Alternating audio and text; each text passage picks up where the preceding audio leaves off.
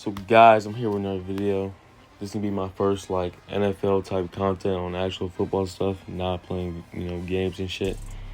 And I'm gonna be going over the Vikings on how they can potentially be an NFC powerhouse and win the NFC and the NFC North, which I believe they can if they do the right moves.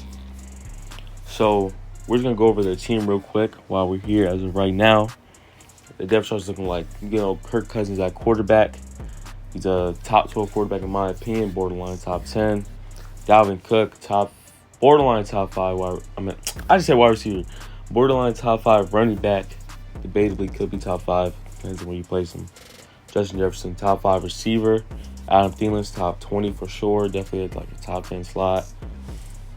KJ Osborne, you got to upgrade right there. He cannot be a wide receiver 3 going into the season. You got to upgrade. Irv Smith, he's a solid tight end. CJ Ham, really good fullback if you want to, include fullback. Then at tackles, you have Christian Darrisaw at left tackle, the most important offensive line position. And he was great last year, I think. Well, not great. I'll say he was pretty good, though. And I think he'll just continue to get better. And at left guard, they have Ezra Cleveland starting there, supposedly. I think Wyatt Davis will take over that spot, though, and Ezra Cleveland will move over to right guard. Because Wyatt Davis, I think, has the potential to be a really good player. You have Bradbury at center. He's kind of trash. I'm not going to lie. He's not that great. They can get an upgrade there for sure. Or at least give him some competition. Then at right guard, they have Jesse Davis. He's an all-right veteran. I think, like I said, Ezra Cleveland will move there, and Wyatt Davis will go to left guard.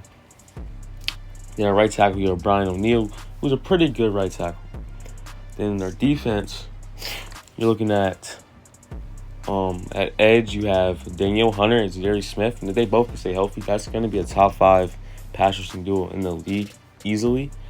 Those are 2 guys that can really disrupt the pass rush. And both of them coming at you, for opposing offenses, that's going to be crazy.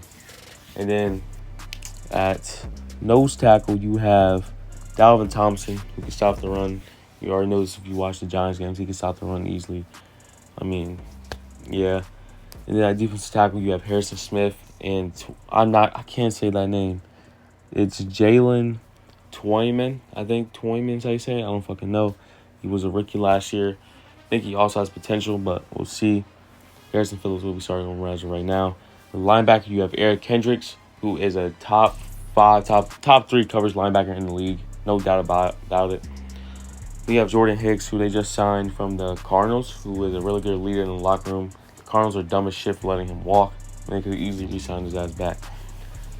And then at quarterback, you have Patrick Peterson, who was all right last year. They brought him back. Right cornerback, you have Cameron Dantzler, who had a really good season last year. I think he needs to be starting somewhere, whether it is a slot, cornerback, somewhere he has to be starting. Appreciate the Cameron Bynum. He was really good for them last year as well. He has to be starting this season. We have Harrison Smith on strong safety. We all know he's elite. So now what I think they need to do is all going to be based on the draft, is what I have them doing. So in the draft, this is what I have them doing. They have the number 12 pick right now. I think they trade down. Because I think you need to go cornerback here at 12. Or in the first round. You got to go cornerback. And Sauce is not going to be there. Stingy's not going to be there. McDuffie, he might be there. If McDuffie's there, you probably take him. But I don't think he's going to be there. So you trade 12 for 27, 60, and 91 from the Bucks. That's a first, a second, and a third from the Buccaneers. Now at 27, you select Kaiir Elam, cornerback out of Florida, number 27. He's going to be cornerback number 2, I would say. Maybe he could play he's going to be cornerback number 2, obviously. He played really well last season, He had an impressive performance against Alabama. Then he missed a few games with an injury, but then he came back, played well again. His cover skills is insane, but there is a little bit of concerns about his speed matching up with NFL wide receivers he's kind of slow, but he also played well in 2020. He's obviously expected to be a late first-round pick to early second. He helped himself out by running fast as shit at the combine. That 40 time really helped him out. He has good height. He's 6'2". Good wingspan. He's quick. Has the length. And yeah, he has the upside that he can become a top 10 receiver. I said fucking receiver. Top 10 quarterback in the NFL. And then next, you trade 60, pick 60 they got from the Bucks.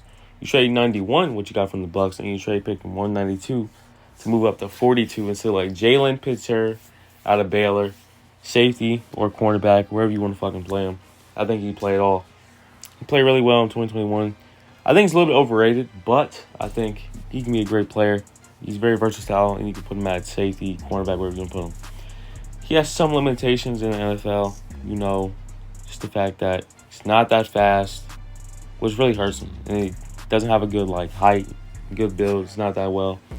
But he did show some natural free skill in the deep part of the field. He logged 60 tackles last year with 2 picks, 2 passes defended, 2.5 sacks. Also had 2 touchdowns. In 2020 was pretty impressive. 2019, which I think was his first season, he did not play basically. All right, then you at 46, you take Justin Ross, wide receiver out of Clemson. And I'm going with him because, like I said, you need a number 3. And Justin Ross, I think it's that perfect guy for you because you already have Adam Thielen, who's not going to play in the slot because O'Connell said Justin Jefferson's going to play in the slot, a Cooper Kupp type role. So I would say Thielen probably is the wide receiver, and then Justin Ross comes in as the X receiver. You get a wide receiver that's tall, has good length, it's a size mismatch. He's also dangerous after the catch, can get physical, great hands, red zone weapon also, which the Vikings don't really have one right now, as of right now. But there's some concerns. Injuries, neck and head injuries that he has a lot. Could fuck him up. He did look slower last year than he did in 2020. He missed some of the season, obviously, with injury. He needs to improve his route running. It's not that great. Missed times, jumps. Reduced explosion with 2020. And yeah, it's most of his injury concerns with him. But if he can stay on the field, he'll be a great player in the NFL. I promise you that. And then in round 3 at 77, you take Donovan West center to compete with Bradbury, which you needed to do because Bradbury's just not a great player. And maybe drafting someone might, trigger something in his brain to be like, all right, I got to be good. But yeah. So he really fits his scheme well. He's a really good zone guard. He's fast for his position. He can be a good guard, a good center. He can do what you want, but there's some weaknesses on him. His pass protection needs to be better. It's not as consistent. He has to learn to move his feet better. His awareness needs work also. Needs to improve just power running. Just going straight ahead needs to improve that. But yeah, he can be a great player. I think I would love my Seahawks to take him, honestly, but the Vikings taking him here. So yeah, now with all that, this is what the Vikings roster would look like. You would have their offense: quarterback Kirk Cousins, running back Dalvin Cook, and Alexander Madison. Your X receiver would be Justin Ross, wide receiver Adam Thielen. Your slot is Justin Jefferson, tight end Irv Smith, left tackle Christian Darrisaw, left guard Wyatt Davis, center Donovan West or Bradbury, right guard Ezra Cleveland or Jesse Davis, right tackle Brian O'Neill.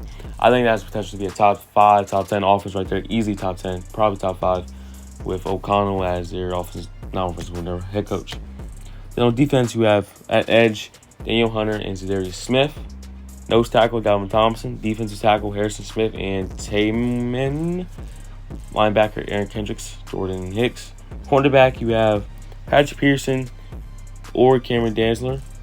Then at cornerback 2, you have Elam. At slot, you have Cameron Dantzler or Jalen Pitzer, whatever you want to play Dantzler at.